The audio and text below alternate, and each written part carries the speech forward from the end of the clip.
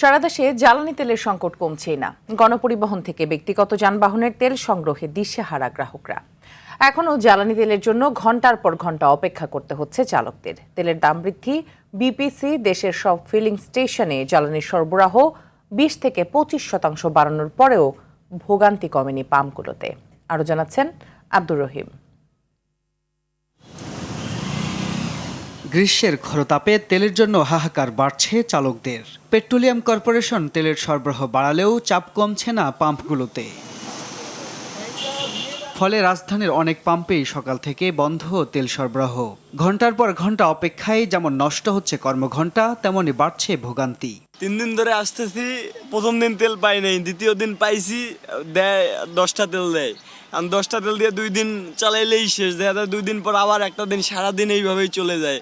কেমনে কি করুম ভাই, তেলের দাম বৃদ্ধি করলো কিন্তু তেল তো দিচ্ছে না। 5-6 ঘন্টার মতো দাঁড়াইছি, 8 লিটারের মতো, 8.5 লিটার ঢুকছে, 1200 টাকার তেল, এখন তো 140 করছে। 6টা 25 লাইনে দাঁড়াইছি, এই যে এখন তেল পেলাম। আমি ফুয়েল পাইপ দিয়ে তেল নিছি, ফুয়েল পাশে আপনার 1400 টাকা তেল দেয়। আমার সপ্তাহে প্রায় 8-10 লিটারের মতো তেল লাগে, তো এই জন্যই ফুয়েল পাস করে নিলাম। ফুয়েল পাস করাতে আজকে আমি 1400 টাকা তেল পেয়েছি। দাম বাড়ানোর পরেও ভোগান্তি না কমায় অসন্তুষ্ট ক্রেতারা। সবার চাওয়া এমন ভোগান্তি থেকে দ্রুতই মুক্তি মিলবে। দাম বৃদ্ধি হইলে আমরা মনে করছিলাম যে তেলের দাম বৃদ্ধি পাইলে মানুষ স্বাভাবিক হবে, কিন্তু স্বাভাবিক হয়নি, এখন আবার আগের চেয়ে বেশি দুর্বিষহ।